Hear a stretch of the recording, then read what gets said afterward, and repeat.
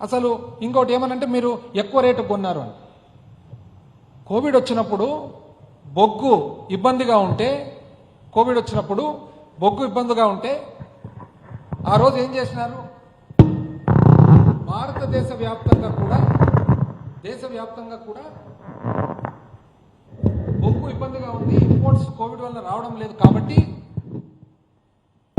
దేశవ్యాప్తంగా 12 రూపాయలు యూనిట్ అని చెప్పి క్యాప్ చేసినారు. అన్ని భారతదేశం నుండి ప్రతి రాష్ట్రానికి క్యాప్ చేసినారు. మీరు ఏదో ఒక రూపంలో వాళ్ళ మీద వీళ్ళ మీద బ్లేమ్ చేసి నెపమేసి ఇంచుమించు ₹2.20 19 పైసలు ₹2.20 వరకు మీరు కస్టమర్కు పెంచబోతున్నారు. ఎట్లండి అది? ఎంత అన్యాయంగా మీరు చేస్తుండేది? ఏమనంటే మాకు తెలుసు. మీ విజన్ ఏమి? సెంట్రలైజింగ్. మీ విజన్ కేంద్రీకరణ. మా విజన్ ఏమి? వికేంద్రీకరణ. మొత్తం అంతా తీసుకుపోయి అమరావతిలో పెట్టాలనేది మీ విజను. మా విజన్ ఏమి? శ్రీకాకుళం నుంచి చిత్తూరు వరకు సమానంగా అభివృద్ధి చెందాలనేది మా విజన్. విజన్లో తేడా ఉంది. మీ విజన్ ఏమి? టాప్ నుంచి బాటం, అంటే సంపన్నులు ఎవరైతే ఉన్నారో సంపన్నుల నుంచి అభివృద్ధి చేసుకుంటూ పేదవాళ్ళ వరకు పోవాలని. మా విజన్ అట్లా కాదు. పేదవాళ్ళ నుంచి అభివృద్ధి చేసుకుంటూ సంపన్నులను చేయాలనేది మా విజన్. అసలు చెప్పుకుంటూ పోతే లాంగ్ టర్మ్ మీరు సాధించినది పోలవరం 12,500 కోట్లు మొన్న వచ్చినది ఎవరండి వచ్చిండేది? ఎవరి వల్ల వచ్చింది? మేము కదా. మా టైంలో క్యాబినెట్కు రెడీగా అప్రూవల్ పోతే ఎలక్షన్ అయిన తర్వాత అప్రూవల్ వచ్చింది. వివిధ రాష్ట్రానికి సంబంధించిన పునర్వ్యవస్థీకరణ అన్నీ మేము కదా చేసిండేది. ఏమనంటే కారిడోర్లు, Vizag Chennai industrial corridor, Bengaluru Chennai industrial corridor, అది ఆంధ్రప్రదేశ్ పునర్వ్యవస్థీకరణ చట్టం ద్వారా వచ్చింది. Bengaluru to Hyderabad industrial corridor, Kurnool ఓరోకల్లో నోడు మేము కాదండి తెచ్చిండేది. మాది సింపుల్ అండి, ఇంత పెద్ద డాక్యుమెంట్లు లేవు. రాజశేఖర రెడ్డి గారి ఆలోచన ఏమి? ఒక సామాన్య మానవునికి ఆరోగ్యం కానీ చదువు కానీ ఏ రోజు కూడా డబ్బులు లేనందువల్ల అందలేదనేది ఉండకూడదు. శాచ్యురేషన్ మోడ్లో అందరికి పోవాలి. బడుగు బలహీన వర్గాలకు మంచి జరగాలి, మైనారిటీలకు మంచి జరగాలి. ఇవన్నీ కూడా శాచ్యురేషన్లో మోడ్ పోవాలనేది ఆయన విజన్. ఆ విజన్ ప్రకారమే మేము పోతున్నాం. ఈరోజు మా కార్యక్రమాలన్నీ కూడా అదే విధంగానే. ఇవన్నీ ఈ విధంగా ఉంటే మరి సోషల్ మీడియాలో అయితే ఎవరెవరో రాస్తారు, ఏమేమో రాస్తారు. నాకు తెలిసి ఎక్కడెక్కడో యూరోప్లో, అమెరికాలో నిజంగా చెప్పాలంటే సోషల్ మీడియా పోస్ట్ పెట్టేటప్పుడు, రాజకీయంగా పోస్ట్ పెట్టేటప్పుడు మీరు కనీసం గ్రామాలలోనో విలేజెస్లోనో ఒక వార్డు మెంబర్ కన్నా ఉండింటే మీకు అర్థమవుతుందండి నొప్పి ఎట్లుందని. ఎవరో ఎక్కడ ఉండేది పోస్ట్ పెట్టేది, ఏదో ఇక్కడ చూస్తున్నట్టు. ఏది ఏమైనా ఒకటి, మీ విజన్కు మూలము మనసులో మాట. మనసులో మాటలో మీరు ఏమన్నారు? వెరీ క్లియర్గా ఏమన్నారు మీరు? పేజ్ నంబర్ 61 ప్రభుత్వ సరళీకరణలో మీరు క్లియర్గా ప్రభుత్వ ఉద్యోగులు చాలా వరకు అందరూ కూడా అవినీతి పరులు అన్నారు మీరు మీ మాటల్లోనే.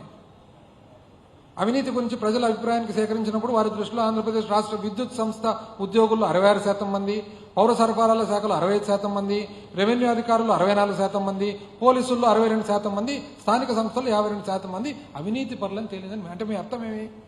ప్రభుత్వ రంగ అసలు ఏమాత్రం ఎంప్లాయ్మెంట్ అనేది ఉండకూడదు అని. ఈరోజు మీరు మళ్ళా విజన్లో మీరు ఎంప్లాయ్మెంట్ ఇస్తామని చెప్పి వాగ్దానాల్లో ఉన్నాయి. మీది రెండో పాయింట్ ఏమి? 119వ పేజీ అసలు సబ్సిడీలే అనవసరమని. ఈ విధంగా 1983లో మొదలైన సబ్సిడీ 1990 నాటి 14 రెట్లు పెరిగింది. సబ్సిడీ ఇవ్వడం పులి మీద సవారు లాంటిది. సబ్సిడీని ఉపసంహరించుకోవడంలో ప్రభుత్వము పాపులారిటీ దెబ్బతింటుందన్న సామాన్య అభిప్రాయము. వాస్తవం ఏమంటే సబ్సిడీ వల్ల రాజకీయ ప్రయోజనాలు నష్టపోతాయి. ₹2 కిలో బియ్యం ఇచ్చినా కూడా 1989 ఎన్నికల్లో ఎన్టీ రామారావు గారు తెలుగుదేశం ప్రభుత్వం ఓడిపోయింది. కొంత ధర పెంచినప్పటికీ సబ్సిడీని కొనసాగిన కాంగ్రెస్ ప్రభుత్వం 1994 ఎన్నికల్లో ఓడిపోయింది. అంటే మీ దృష్టిలో సబ్సిడీలు ఇవ్వకూడదు. మళ్ళీ ఎట్లా ప్రామిస్ చేసినారు ఇవన్నీ అని? తల్లికి వందనం ఏంది? దాని తర్వాత 15-15-15 స్కీమ్ ఏంది? ఆ తర్వాత యువగలం ఏంది? ఇవన్నీ మీరు ఎట్లా మీ విజన్లో, మీ పుస్తకంలో ఇది తప్పని కదా. అంటే ఇది ప్యూర్లీ ఎలక్షన్ కోసమా? నిజం చెప్పాలంటే మేము ఒక పని చేయాలనుకున్నామండి. ఇది మేము మా బోటు వాళ్ళు అసలు రాజకీయాల్లో పాల్గొనాలంటే కూడా కష్టమైంది. ఎందుకంటే ఇప్పుడు ఇది ఎట్లుందంటే ఆపరేషన్ దుర్యోధన అని ఒక సినిమా ఉంది చూడండి. దాంట్లో ఒక ఆయన వస్తాడు, హైదరాబాద్కు పోర్టు తీసుకొస్తా అంటాడు. హైదరాబాద్ ఏందండి పోర్ట్ ఎట్లా వస్తుందంటే ఎయిర్పోర్ట్ ఉండగలేంది పోర్ట్ ఎందుకు రాకూడదు అంటాడు. పబ్లిక్ అంతా చప్పట్లు కొడతారనమాట. ఇంకా మేము ఇట్లా దాంట్లో మేము ఎట్లా ఇంకా పోటీ పడేది? ఏమనంటే పుస్తకాలు పుస్తకాలు కూడా ఎట్లుండే లావు పుస్తకాలు ఎట్లంటే, నేను ఒకసారి ఎవరో నాకు ఒక పెద్ద రిపోర్టర్ చెప్పిన అనమాట, ఎంతోమంది రాజులు పాలించినారు ఈ దేశాన్ని, కొంతమందిని మాత్రం మనం గుర్తుపెట్టుకుంటాము. ఎవరు తెలిసిన వాళ్ళు ఎందుకు తెలిసిన అంటే, ఎందుకు అని అంటే, ఎవరైతే కవులను అష్టదిగ్గజాలను అట్లా వివిధ కవులను పెట్టుకొని చాలా బాగా చక్కగా రాసినారో వాళ్ళు మాత్రం గుర్తుండిపోతాయి. అట్లా ఈ పుస్తకాలు అని ఎవరైతే కంటిన్యూస్గా రాస్తున్నారో వాళ్ళు మాత్రం గుర్తుండిపోవాలనేది. మేము మాత్రం ఒక పని చేయాలనుకున్నాం.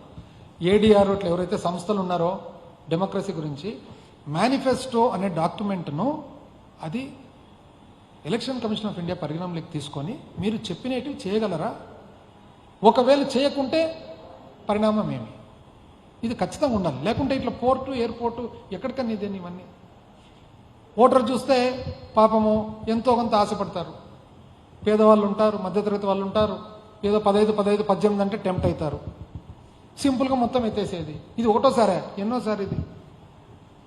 అసలు ఇంకోటి, మీరు ఎప్పుడే కానీ వాస్తవానికి ఇప్పుడు ఇన్ని విజన్లు వచ్చినాయి కదా, 5 సంవత్సరాలు పాలించినారు కదా, ఈ 5 సంవత్సరాల తర్వాత నా విజన్ యాక్చువల్ అవుట్కమ్ ఏమి, అచీవ్మెంట్ ఏమి చూసినారా, అది కూడా ఒక డాక్యుమెంట్ రావాలి కదా. ఇది నా విజన్, నా ఆలోచన.